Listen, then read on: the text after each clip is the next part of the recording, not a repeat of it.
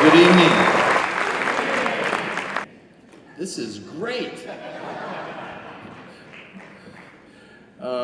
Welcome back to Southeast Missouri State University and the grand reopening of Academic Hall.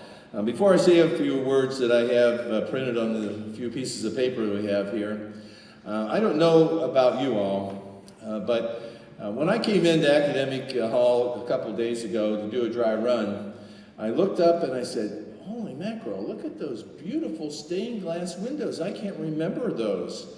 That's because we had these curtains that went over them, and you really didn't see the beauty of this Academic Hall in the stained glass. So I said, you think maybe we could just leave it the way it is, because it really is nice? And they said to me, well, we're glad you said that, because we decided that we were going to clean them, and they disintegrated. Well, and I think that if you had an opportunity, I know some of you had an opportunity to go through Academic Hall, went up to the Dome Room and looked at some of the things that we have been able to do, and the Kiefner brothers, and I know Matt's here, did a great job. I hope that you enjoyed it, the Academic Hall. In fact, if you enjoyed looking at what we've been able to do, the Kiefner brothers have been able to do, would you please stand? Would you please stand if you enjoyed what you see? Now come on, you've been sitting around for a while, so that's very good. Thank you very much. Now that you're up, and my speech is only 24 minutes, so we're all right. Would you please be seated? It's not that long. Thank you. I know that you're appreciative of that. What a wonderful time. It's been 2.5 years that we've been planning this, and we hope that you do enjoy the grand reopening and homecoming at Southeast Missouri State University. We are very fortunate at Southeast, and I know you know this, to have a Board of Regents, both former and current Board of Regents, that really provide a guidance for our university to serve our students in our region. So I'd like to introduce our former regents and our current regents that are here tonight. And if you would just please stand until I introduce everyone, and if you would hold your applause to the end, I'd appreciate it. Our current Board of Regents, Mr. Doyle Privet from Kennett, who is President of the Board of Regents. Ms. Kendra Neely Martin from St. Louis, the Vice President of our Board. Mr. Tom Meyer of Cape Girardeau. The fan club. Former Regents, Mr. Don Dickerson, former President of the Board. Mr. Reggie Dixon of St. Louis. Reggie is going to get an award tomorrow. Ms. Mary Caston of Cape Girardeau. Mr. Jim Limbaugh of Cape Girardeau. Would you give all of them a round of applause? Thank them for what they have done and continue to do. As most of you know, it is pretty difficult in Washington, in Jeff City, and actually in Cape Girardeau to balance budgets. And I would like to introduce a few individuals, and if you would also hold your applause until the end, because we want to thank them for what they do, both in Washington, D.C., Jefferson City, and also in Cape Girardeau. Congressman Jason Smith, the Congressman for the 8th Congressional District. The Honorable Kathy Swan, our representative from Cape Girardeau, and the Honorable Harry Rediger, the Mayor of Cape Girardeau. Would you give them a round of applause?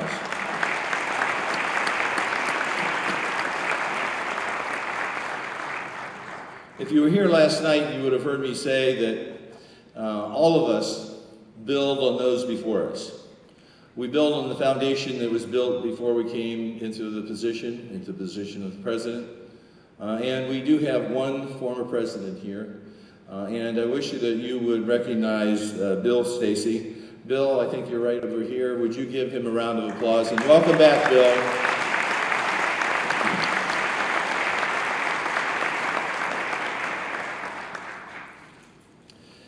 As I said before, I hope all of you have had a chance to take a tour of this fabulous building. As you probably heard, the Board of Regents approved $24 million for this project, and we've replaced the original plumbing and electrical wiring and windows and infrastructure, so it'll last for another 100 years or so. All the while, we've been very careful to honor the historic significance of Academic Hall. This building serves as a cornerstone for all the traditions that make Southeast Missouri State University special and unique. It transcends generations. I'm sure some of you met your spouse here, and you were probably inspired by a faculty member. In fact, I bet you some of you have been called to the president's office. And I bet it was probably Dr. Scully, and you probably were holding hands or kissing or, even wearing shorts. The judge, I saw your shorts up there, I'll tell you, that was something else. So I'm sure Scully would have put you on notice. And this building and memories of experiences in this building mean so very much to everyone who attended Southeast Missouri State University.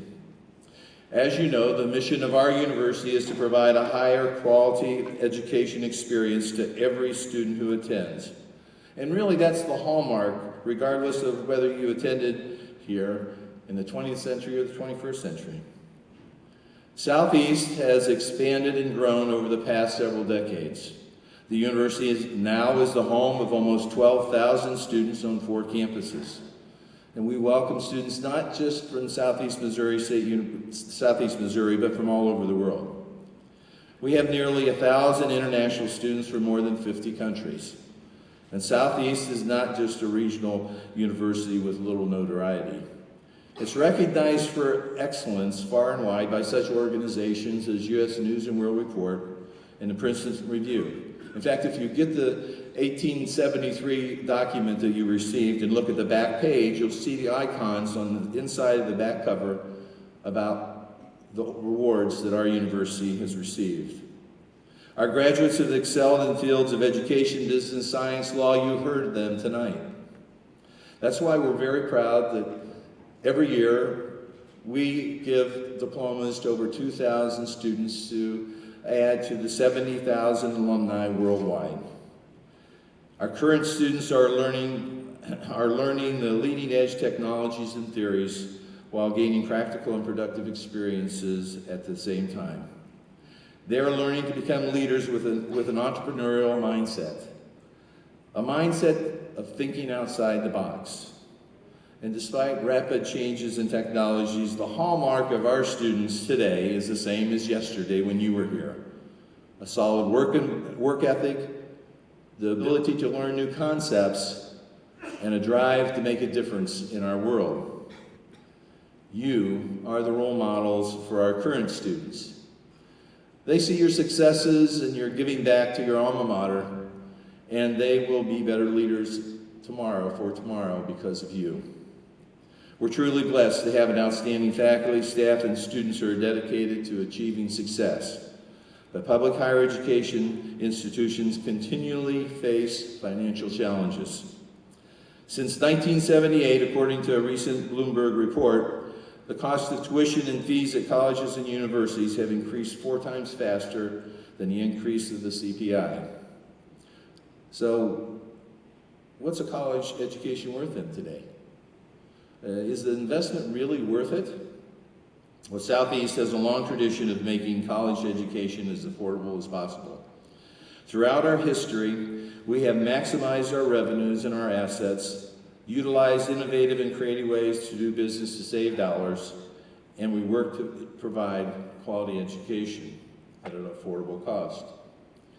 So why did some of you pay $100 or $150 or $250 a semester when current students now pay about $3,250 on the average for each semester? Well, this graph explains a lot about why tuition has increased. Basically, our revenue comes from 2 sources: state appropriations and tuition and fees. In 1981, as you can see, the state covered 83% of the cost of education, and students, including those of you that are here, were responsible for 17% of the cost of education. Students today pay about $6,500 a year to attend Southeast, and the state only covers 40% of the cost of education. By comparison, the University of Missouri's annual tuition is almost $9,500. As you can imagine, we believe Southeast has an excellent return on investment for our students. Now, those of you who paid $100 or $150 or $250 a semester when you were students here, whether you realized it or not, you received a large scholarship from the state of Missouri.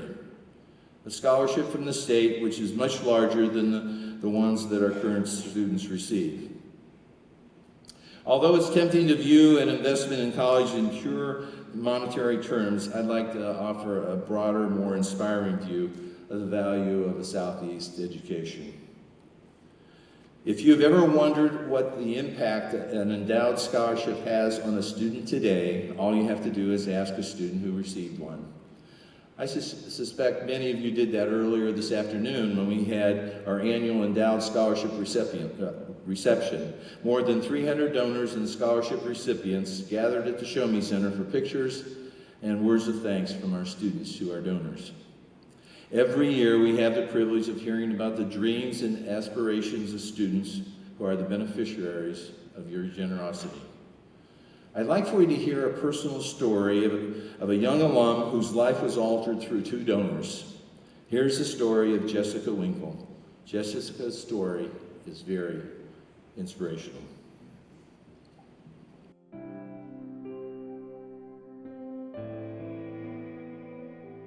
Growing up, I was one of 5 children, and I came from a single-parent home, so college wasn't really an option, and I was never prompted to go away to college as I was growing up. So it was a really hard decision for me to leave my family and to go away to college and take on that burden of paying for it on my own. I loved Southeast. They gave me so many more opportunities than what other universities offered. I was walking through the UC my second day down here, and I saw a poster that said, "Are you fun? Are you interesting? Do you like talking on the phone?"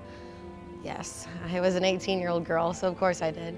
So I applied and I worked for the Southeast Annual Fund, and I was a caller for 2 years. Would have never experienced all of the leadership opportunities and working in the Alumni Center and meeting thousands of alumni every year, whether it was on the phone or hundreds in person. When Don and Gloria LaFurla gave me that scholarship, it changed everything for me. They're the most loving and caring and inspirational people that I've ever met. I wouldn't be here today without the scholarships that I have.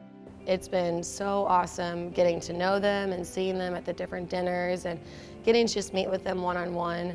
They're truly giving in a spirit of love and just support for students, and I think it's awesome that they're able to do that, and I wouldn't be here today without them. I could teach the next president or someone who could save someone's life or the next person that's going to cure cancer. The LaFurlas are the reason that my kids are scoring higher on ACTs and that they're doing better in school and that they're able to get extra help inside of the classroom and outside of the classroom. I think that it's truly an impact on the world when you can provide a student with a college education, because you don't know where that student's going to go next. And I can't wait to see my students grow up, and I can't wait to watch them and see them succeed, and I can't wait to share all those stories with Don and Gloria, because I know that they have a major impact on them, and they get to live through those children as well, and not just through me.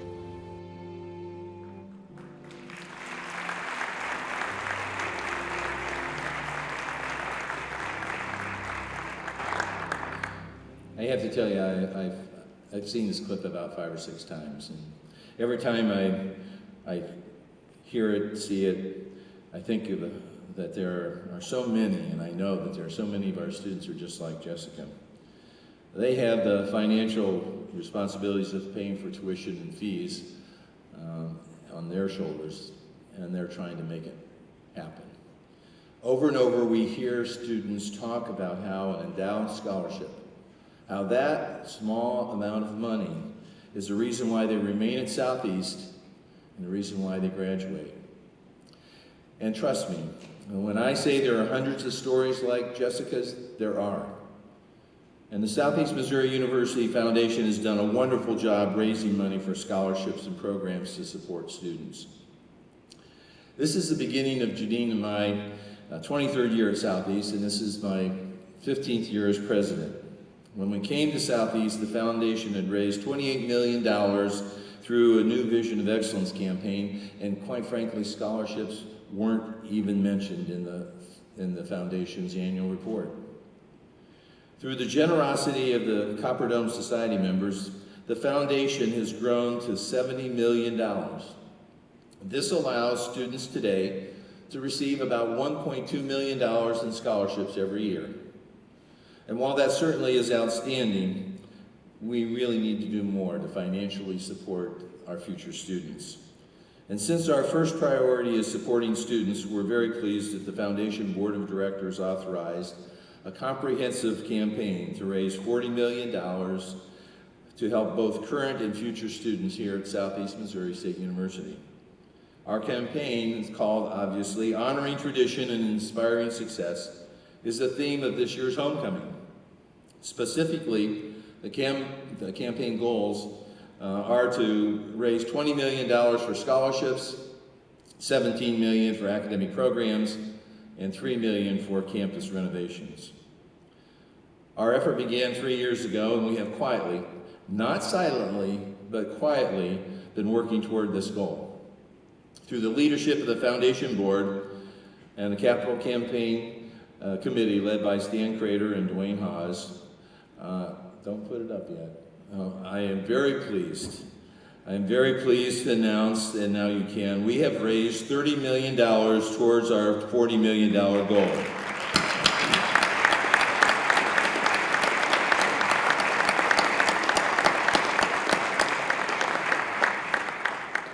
While we're very pleased with our success to date, as you can see, we're not there yet. We need your support to complete our goal. My challenge to many of you is to remember that state scholarship that you received when you were a student here. I challenge you to recall what it meant to be in financial need, especially when you're in the midst of trying to attain your college degree. In fact, you may have been the first in your family to go to college, and those costs fell directly on your shoulders. So I challenge each of you to remember those traditions that you enjoyed, and to help future students experience those traditions in a similar way. So please consider being a part of the comprehensive campaign to honor our long tradition at Southeast and to inspire the success of future students. Now, before I ask Stan Crater, campaign co-chair of the Honoring Tradition, Inspiring Success Comprehensive Campaign, let me close by talking about the team effort we're noted for at Southeast. Everyone, including some of you in the audience, our Foundation Board, executive staff, faculty, staff, and I have been working toward this goal. In my 23 years at Southeast, I have never asked the Copper Dome membership as a whole to contribute to a campaign goal. However, tonight, I ask you to share our dream of honoring tradition and inspiring success. I ask you to help us reach the goal of $40 million through planned giving, establishing an endowment, or increasing your annual gift. Every year, everyone in this room gives of their time, talents, and treasures. I would like for you to be a part of attaining our campaign goal for future students, to be able to say, just like Jessica, and she said, this scholarship changed everything for me. I want to thank all of you for what you do every day for Southeast Missouri State University. And welcome back to Academic Hall and Homecoming. And on behalf of the board, the faculty, staff, the current students, and more importantly, our future students, thank you very much. Stan?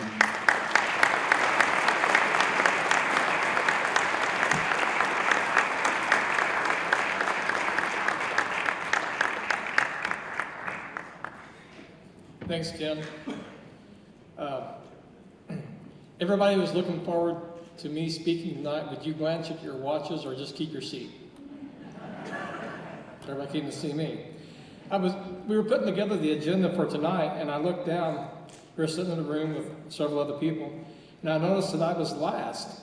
And while I was looking there and seeing that I was last, one of those scriptures came to mind that those who are last will be first. And Susan Burton said, we saved the best for last. And I was feeling pretty good about myself. And then she pointed out that after me is the dessert bar. And so I was kind of confused there for a minute. But I'm supposed to talk to you about the Copper Dome Society. And it's kind of cool that we are here gathered under the Copper Dome. And it's really rare that the Copper Dome Society actually gathers under the dome.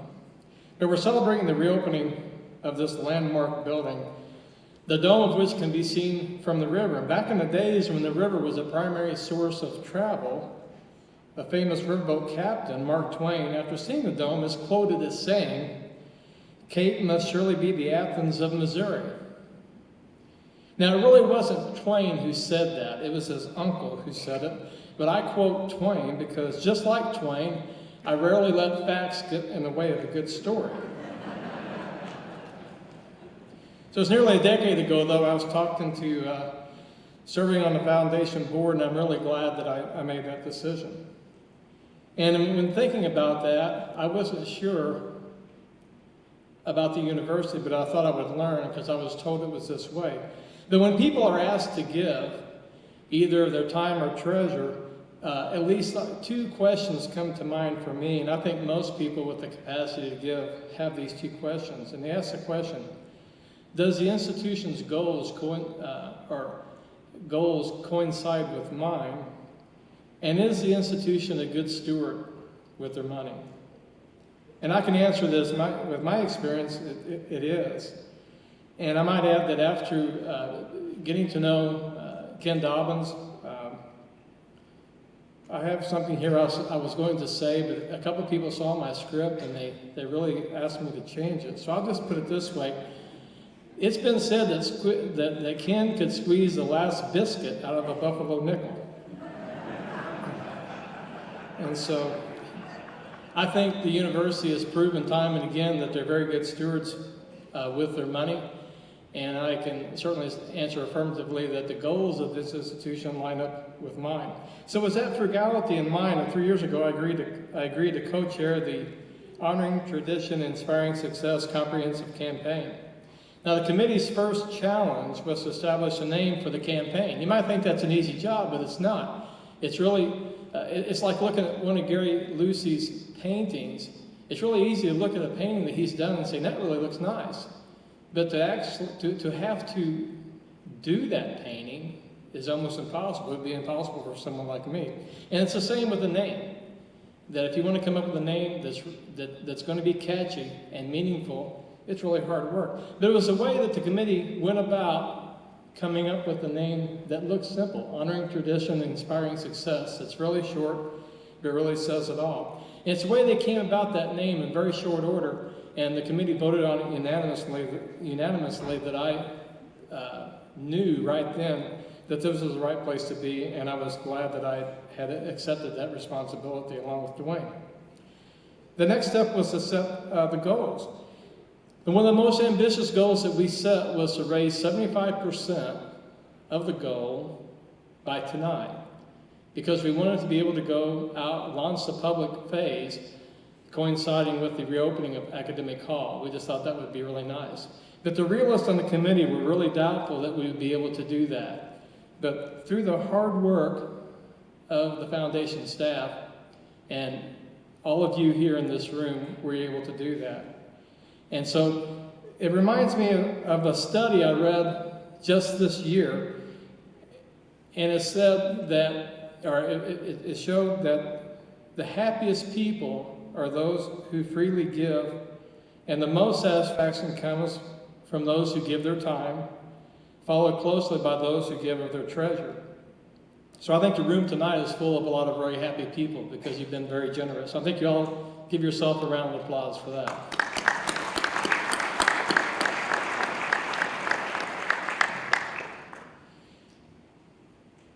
Through the generation of the Copper Dome Society, all of you, and countless alumni members, there's cause for additional celebration. Ken says we met our goal. We actually exceeded the goal just a little bit, but not by much, but we did. So we have reason to celebrate. We're now ready to go public with the remaining $10 million to reach what I call the Uber goal, which is $40 million. And so just as we reach this goal, I'm very confident that within the next 2 years, we will be successful with that as well, and probably pass it. Now, the restoration of academic is extraordinary, but that's not tonight's most important focus. This fall marks the 19th consecutive year of enrollment growth here at Southeast, and our accomplishments in the campaign will inspire success by directly benefiting students through scholarship dollars, internships, faculty development, renovation of labs and classrooms, the replacement of musical instruments, and the list goes on and on and on. For example, the foundation now provides over 1,000 students with scholarships. 300 of those students gathered before this over at the Show Me Center to meet with their donors. And so you see, this group here tonight and others are perpetuating success by providing opportunities to the next generation. There are those who wonder, there are three types of people. There are those who wonder what happened. There are those who are aware that something is happening and they like to be there and watch it. And there are those who take a stake in what is actually happening. This room is full of people who are stakeholders. Now, after touring the rejuvenated academic hall, I hope you have a sense of our goal of honoring tradition by maintaining the historic aspect of this landmark while inspiring or ensuring success by integrating leading technology.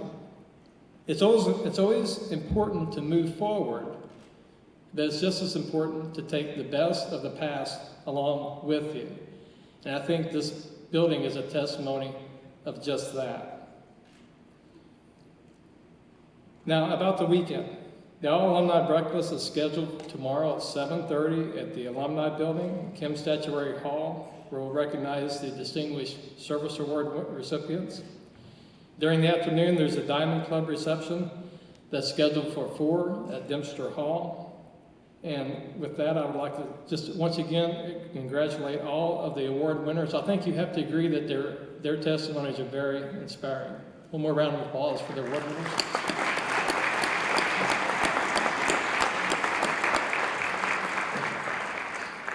Each of you, there's a memento for the reopening of Academic Hall, and please just take one per family. They'll be available out next to the dessert bar, and take one. Be sure and get one of those before you leave.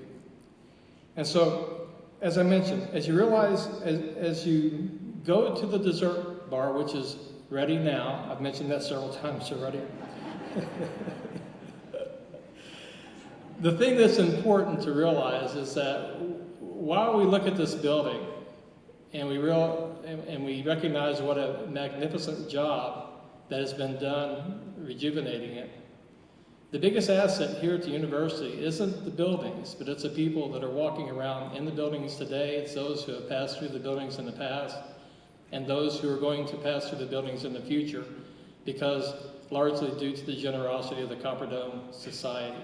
So keep that in mind, enjoy the building, but realize that it's you, it's the people that make all of the difference. So thank you again for coming tonight, and the dessert bar, again, is waiting for you.